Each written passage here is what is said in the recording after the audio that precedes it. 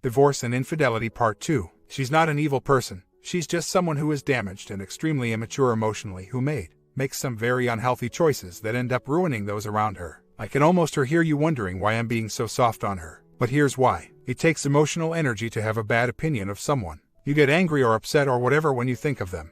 And you just keep thinking of them. And every time you think of them, you have an emotional response to them.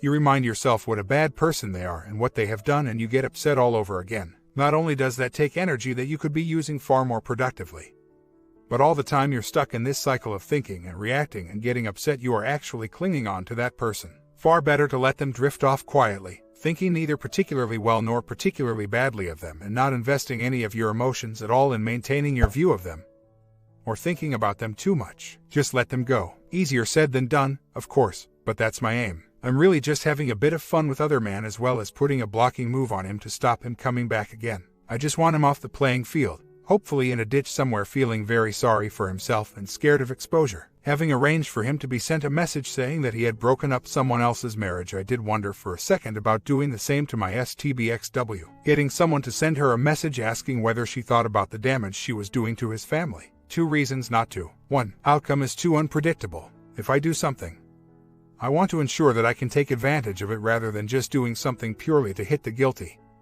And if I can't predict the reaction, then I can't capitalize on it. 2. I am still not absolutely sure about his family status. I called her on the emotional and physical affair this morning. She came home last night with a face like thunder and was dark and broody all evening. Frightened the kids. I thought she knew that I knew. Anyway, the conversation was a classic of walk-away wife denial, blame shifting, and rewriting of history.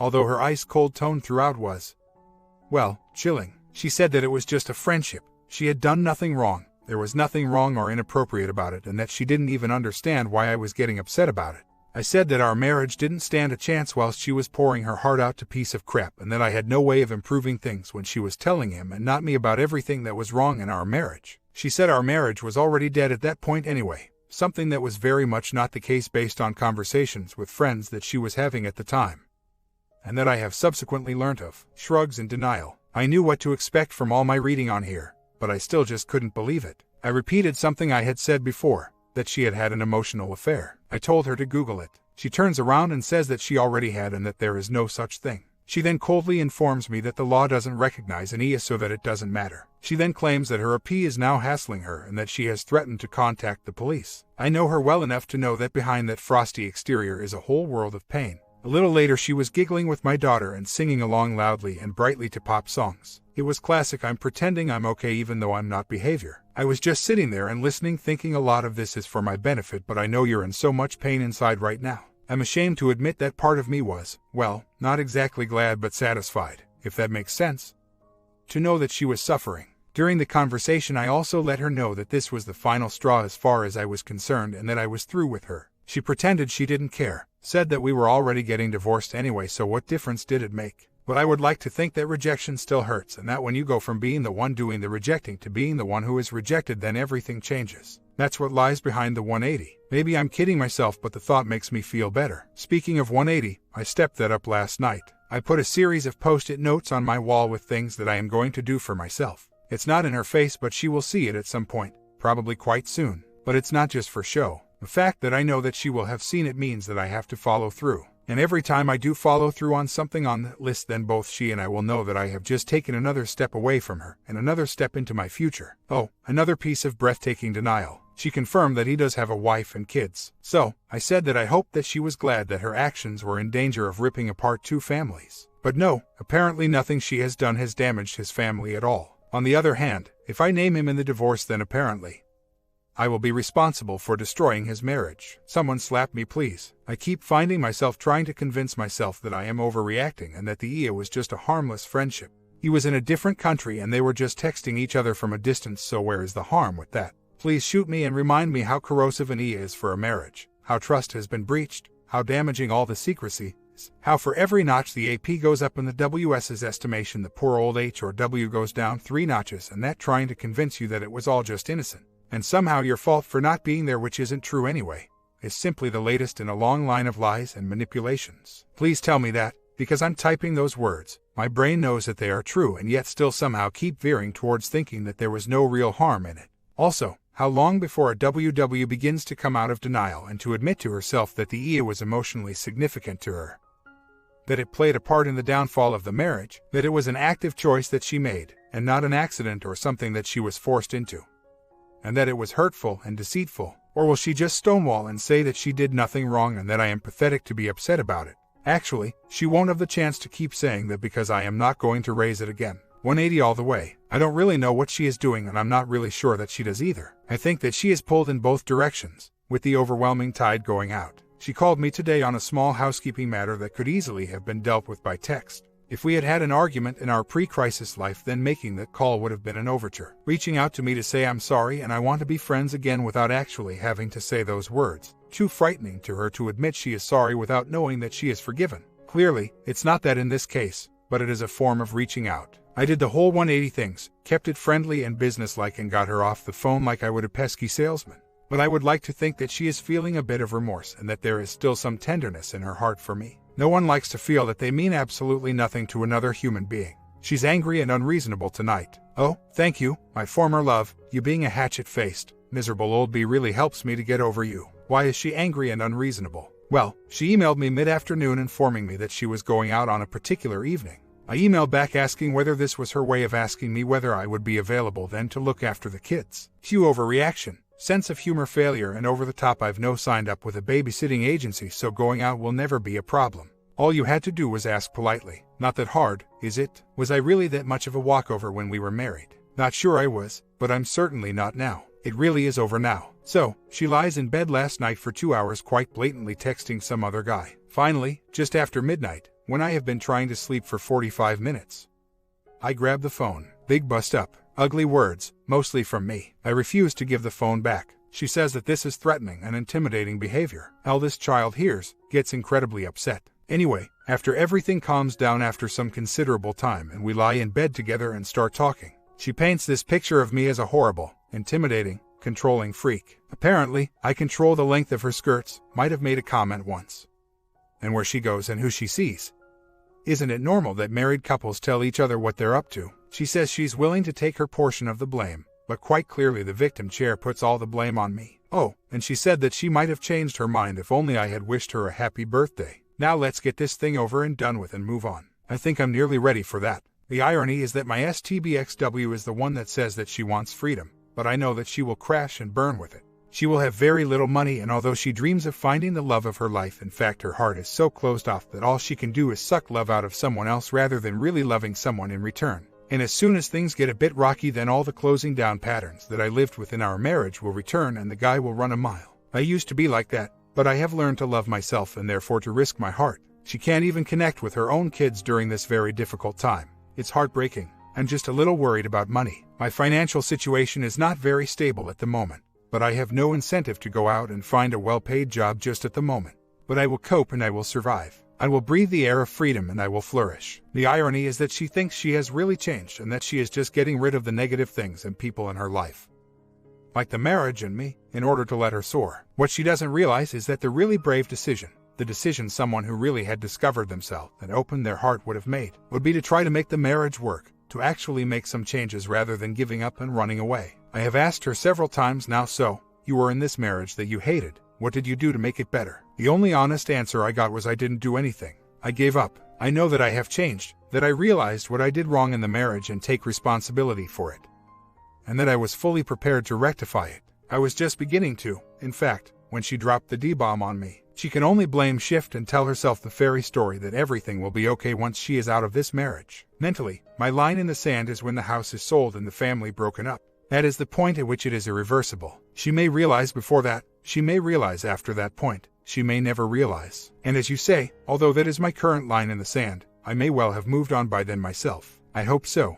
In some ways, the ideal basis for a relationship going forward would be for everyone to walk away and then voluntarily walk back again to start a whole new relationship based on a whole new way of being. Everyone having realized what they miss. But there has to be a genuine moving on and walking away first. And of course, the likelihood of it happening is pretty low, and hanging on to the hope that it might happen pretty much makes it zero. So, I move on. Meanwhile, she says she sees absolutely nothing wrong with her lying in bed with me texting some other guy for 2 hours. Problem was she married me on the rebound from the love of her life, who, she claims. Her parents prevented her from marrying. I thought she had forgotten that, but maybe not. Or maybe she kept comparing the in-love rush she got during their brief, uncomplicated fling with how she feels about me after 17 years. She seems desperate to feel that again. She is a typical Wa who has convinced herself that all her problems will be over as soon as she is rid of me. The fog. And of course, to justify this she has to paint me as the devil incarnate. I'm thinking about buying some horns. Like you, I did things wrong in the marriage. Like you, I was depressed, and that doesn't make for a lot of joy in a relationship. I recognize that, I own it, and I take responsibility for it, even though it was a medical condition. Although she says she is prepared to accept responsibility for what she did wrong, it sounds like in her head she has written herself the perfect victim script. And of course it's all my fault. Wondering whether relationship with OM, the one she texted for 2 hours the other night, is more serious than I thought. Daughter went to see her in bed last night. She was texting again, and incredibly she didn't even stop to comfort a clearly upset daughter. And when the daughter asked her about the other man, it wasn't, "Oh, he's nothing," or "You're more important than him. He's not anything in my life right now," but rather, "I can't discuss it now." Perhaps it really is just a little budding romance, and she is deluded enough to think that she has met her soul mate. Stranger things happen in the Wa fog. But you know what? I really genuinely don't care. I think about it and I don't even get the slightest pang of jealousy. And I am quite a jealous person. I just want to know how it will affect the kids or the settlement. Moving on, here's a bit of an update. A hell of a lot has happened since I last posted. She has filed the D papers on Friday. We were all set to sit down and agree the wording, but she decided to file with a very hurtful series of statements about all my supposed shortcomings, because my lawyers were 12 minutes late in replying to her lawyers. Why does there need to be a deadline anyway if the two sides are genuinely cooperating? I think that she desperately needs her victim story to be the official version, and she was scared that we would get to the court steps first, even though we had no such intention. I realize I've been messing up the whole 180 things. I saw a friend on Thursday night and he told me how angry I seemed. I think that all this time, when I have tried to come across as disinterested and moving on with my life, I just looked incredibly angry to her and pushed her away. There were a couple of times when I think she made some very small overtures towards reconciliation when I pushed her away, trying to tough out the 180. Did I screw up and miss my chance? I don't know, and I'll never know, but it's torturing me. She, on the other hand, is doing a perfect 180 on me, moving on with her life. She's not entirely happy though. Kids are gravitating towards me, basically because I am being open and honest with them and treating them like adults, and she is just trying to dictate to them how they should think and feel and not opening up to them at all. Daughter, 15, already knew all about what's going on, but we told the son, 13. Very worried about him as he's in complete denial. I have moved out of the marital bedroom and am now sleeping on mattress on son's floor. I originally refused to move out and she slept on mattress on living room floor for a few nights. I know that many here will tell me I made a mistake, but 1. It's less disruptive for the kids. She was going to switch their rooms over so that she could sleep with daughter in big room. 2. It's one less victim card she can play. Hard to feel too sorry for yourself when you have about a quarter of the entire surface area of the house to yourself between your bedroom and suite bathroom. It really doesn't matter to me too much where I take a shower. 3. It isolates her and brings me closer to the kids. She's gone off for the day, as she did for the whole of last Sunday. Half of me thinks it's one other man and half of me thinks that it's just a social group that she's joined for activities around the city. Again, I know that many on here will tell me to find out. But 1. I don't really see the point. 2. That seems to be against the 180 principles. It explicitly tells you not to spy. And 3. Apart from following her and leaving kids alone, there is no way to find out. And I would almost certainly be spotted following her. My lawyer tells me that she will have to reveal some details of any new relationship fairly soon anyway. So where does that leave us? She is still fully fog-bound, possibly seeing someone else. The dream of that freedom and that great love that is going to come into her life post-divorce is alive and kicking. I am hurting more than ever. Thought I was getting over her, but today it really, really hurts. And the divorce battle looks like it is starting to heat up. She has told the kids she wants them to live with her and only see me every other weekend, so she can go romancing. No doubt, kids want a 50-50 arrangement. So, feeling like an idiot, having messed up 180 and possibly chances for reconciliation, and feeling very low. Today is a bad day, the worst so far, in fact, which has really taken me by surprise. But we all have bad days. Tomorrow will be better. Anyway, just dropped a little guilt bomb into her fog-ridden day out.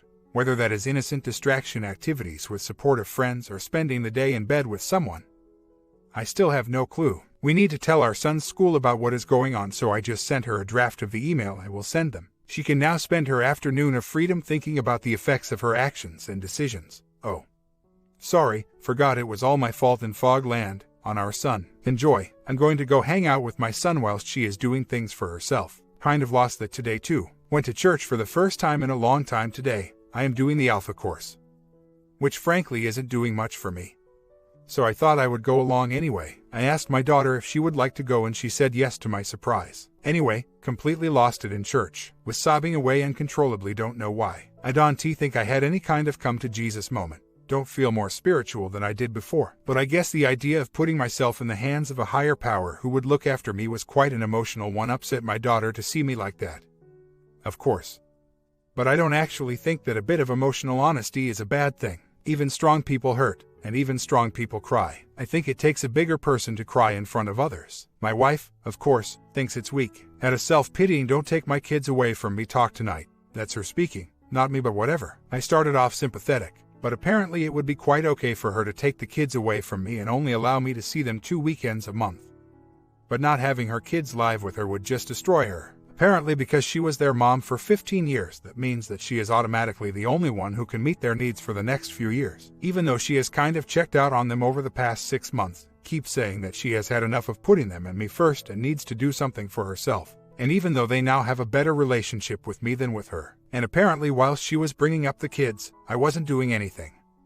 So doing 60 to 80-hour weeks in soul-destroying jobs to provide for the family was nothing. She won't move out because she can't afford it and because lawyers have told her not to. She is trying to move on with her life, going off and doing all sorts of stuff in secret. Another man. Distraction activities with supportive friends. I have no idea. I pointed out to her yesterday that she was choosing to go out with her friends rather than be with her kids. She has just disappeared the last 2 Sundays and not come back until the evening. She didn't like it but couldn't say much in response because she knows it's true. What I didn't say was that the kids knew that this was her choice, too. Now she's going from the sublime to the ridiculous by being ultra clingy with them, which of course puts them off just as much. She has a support network who naturally buy into her victim story 100%. Work colleagues, family, friends, etc. Does it really matter whether she is seeing someone romantically who is also buying into the victim story? In that regard, I think that it is actually very telling that she dumped her partner when, I am guessing here, it went from lots of sympathy from long distance to a rather more real "I want to be with you." He outlived his usefulness when he actually wanted something from her and wasn't just a cheerleader. I suspect that it is the case with everyone else around her at the moment. I bet her special victim status is giving her a whole lot of attention that she is just lapping up. She may not want to endanger that by being seen to move on too quickly or easily or to be in a relationship that should be making her happy, so that people stop sympathizing. Never thought of it all that way, so thanks for precipitating that thought in my head. But if there is another romance, I don't have the money to hire someone to tail her, and my instinct is not to bother anyway. At this point she regards us as separated and living under the same roof and feels no need at all to remain faithful. Trying to disrupt any romance she is having will just make me look like a complete a-hole and make her look like more of a victim. It also goes against the 180, where don't spy is one of the rules. More effective, I think, is pointing out that time and money spent on any romance is time and money that she is not spending on her kids. I am doing that, too. She has a job and her own money, so cutting support is not viable. However, money is tight for us and she has started spending quite a lot on herself. Again, in her own mind this is striking out for freedom. No doubt in her victim script I have controlled her and stopped her spending money on the things that she deserves. I am thinking of asking her to stop spending so much on herself and preserve her money for the family. But I am trying to cool things down and this would be a very provocative step. It may also have legal implications, so I need to consult my lawyer before I do anything. I had a really good evening this evening. First of all, as I went out, she was clearly dying to know where I was going. I didn't tell her. I enjoyed her being the one who was left wondering. Then I went and did something that I have been meaning to do for some time. I volunteered at a homeless shelter. I have never done anything like that before, but it was both humbling and rewarding. Nothing like spending time with people who are worse off than you but who, in most cases, have humanity and dignity to make you feel less sorry for yourself, and also to show you how so many of the things that we take for granted and think of as permanent are as thin as tissue paper. I have often been grumpy, difficult, and uncommunicative with my wife in the past. Not excusing her actions but taking ownership of my half of the blame ball. And I have been a bit of a Mr. Nice Guy who thought that he had to be nice to everyone in order to deserve their trust, love, attention, and affection. And sometimes I have resented that. And I think that sometimes people picked up that I was being kind on the face of it but without a kind heart. But I am beginning to find myself, and I am finding that I have a genuinely kind heart. At least some of the time. No one is 100% kind all the time. These days I do catch myself being kind because I want to, whereas in the past Mr. Doormat would be kind because I thought that I had to. And I often resented it, and it feels very genuine and very good. All the D stuff still hurts like hell, and this is basically a bit of a diversion away from it, but it is a constructive, healthy diversion. I've made a couple of decisions. First, I'm just not going to worry about her emotional state. If she is trying to make herself feel better by drawing on any small acts of kindness that I may show, then I am not going to worry about it. Wanting her to feel and show remorse for what she did to me. The kids is both attached behaviors. Why should I care what she thinks, feels anymore? And it is dangerously close to putting myself in the victim chair. Detach, detach, detach. Second, as a few people on here have noted, I am a very acute observer who notices everything, and then tries to interpret it. I am going to try to, tone this down a bit. I am going to try to tune in more to what I want to do and to act to please myself a bit more. On other fronts, on the face of it, the 180 does seem to be working. She is definitely starting to approach me in small but significant ways, trying to engage me. But I don't know whether that is just because she just wants to be friends so that she can feel better about what she did. Whether she is just trying to become a more integral part of the family again, having distanced herself from me and the kids over the past few months. Or whether she is actually becoming more interested in me as a man and husband. But I'm not really thinking about it anymore. If she wants something, then she can come out and say what she wants, needs, and ask for it rather than just trying to ingratiate herself. It's no longer my job to try to interpret or meet her needs. Clearly feeling more empowered and stronger this morning than I have felt over the past few days. Just the roller coaster. I can handle it. Onwards and upwards. Oh, she had been trying to get me and the kids out of the house the weekend after Easter so that she could spend some time with other men. I may not be able to go now for reasons that even she would accept are beyond my control. So she says quite barefaced to me, "Oh, that weekend I might go do something for myself. No shame," and thinks I know nothing about other men. She is already alienating her daughter with all her sneaking around. What is Dee going to think when Mom goes away for the weekend and says nothing about where she is going? Or worse still, lies about it. Edit. It's really stupid, but I think one of the things stopping me from walking away is pure pride. It doesn't feel like walking away with dignity, but more like a beaten dog sneaking off to lick its wounds. She rejected me, she is divorcing me, and now I feel like the new big dog has taken my female, and I have been chased off. I know it's stupid and it's a matter of attitude. I need a new one, but can't get past that at the moment. I need to feel that I can walk away tall with my head held high, and despite her behavior, I just don't feel that way at the moment. However, realizing the problem is half the solution. I seem to have turned a corner, but I don't want to count my chickens, etc. in case it is just another up and down on the roller coaster. I had to send STBXW an email yesterday on some legal, financial stuff. Don't want to go into details here. Anyway, Mr. Nice Guy was nervous and even felt a bit guilty when he hit the send button. However, when I saw her briefly yesterday evening, I felt much, much better. Alive, calm, empowered, and as if I was suddenly able to focus on what I want rather than on her reaction. I also feel much clearer about her behavior and about her. No mixed emotions clouding things, and it feels as if I am much closer to being able to walk away. I hope it lasts. Weeks later, she now knows that I know. I referred to other man in a legalistic email that her lawyers had to see. So, she would have had to explain to them all about other man as well as the other man I referred to. An AP from years ago who she vowed never to contact again but is now back in touch with. Exposing to lawyers is, I think, a great strategy because the WS can't avoid the conversation with them and has to be completely honest with them. And they will ask some very direct questions. Of course, I have no idea about my STBXW's discussions with her lawyers. But if a WS has omitted a few inconvenient facts, such as existence of other man, OW, in giving a victim narrative to her lawyers, then it would be very awkward to have to explain to the lawyers that they forgot a few facts that don't paint them in quite such a good light. You would feel so small having to make that sort of admission, and you would just feel that they were silently condemning you. I do hope that she had one of those "why didn't you tell us about this" conversations with her lawyers. So, we had the argument about other men. She just shrugged off any suggestion that she did, or is doing, anything wrong. She is sticking to the "just good friends and I only met him a few weeks ago" lines, as well as that the marriage was over a long time ago.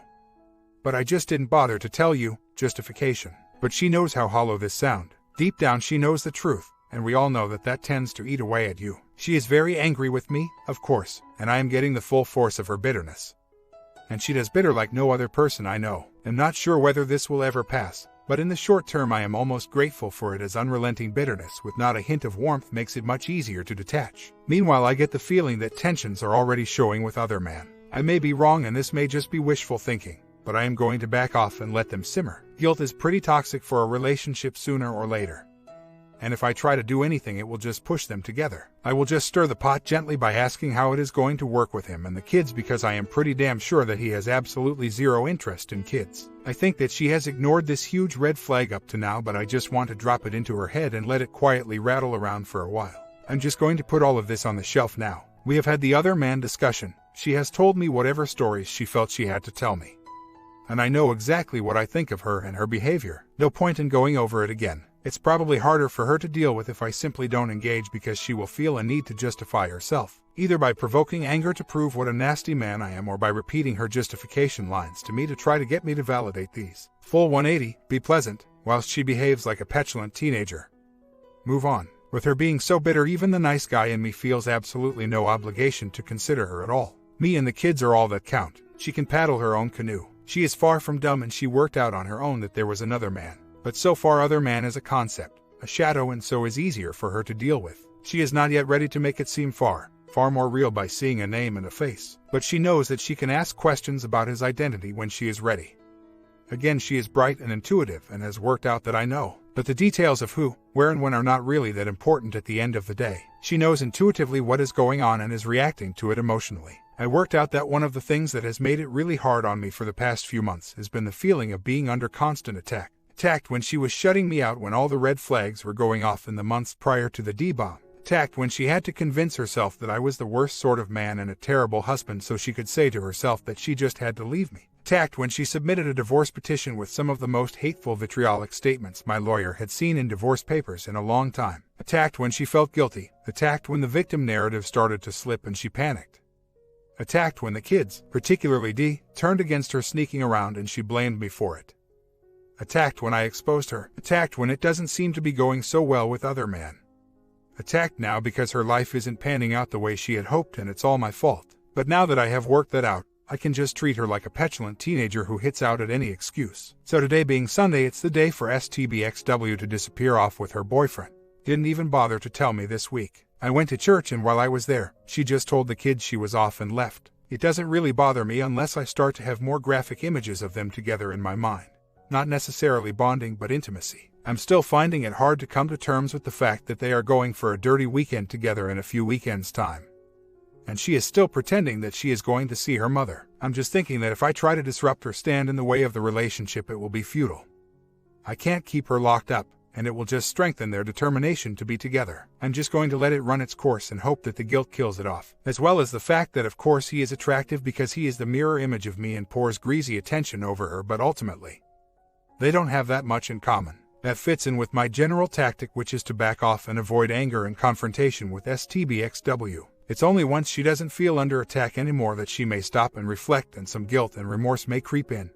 At this point, I really don't know if she is capable of taking responsibility for anything or for feeling any shame. Well, the wife come clean about the other man and their dirty weekend together. Thinks it's okay because we're getting a divorce. Thinks she deserves happiness no matter what the cost to me or the kids. Still deep in the fog. Says our marriage was horrible for her and that the breakup had nothing to do with other people. Even though she admits to having been on secret dates and set up secret email accounts 6 months ago. Denies that other man was waiting in the wings even though he miraculously appeared a few days after she said she wanted a divorce. My comment. Final ending part coming soon. Check. Hope you enjoy your Sunday night. And see you there.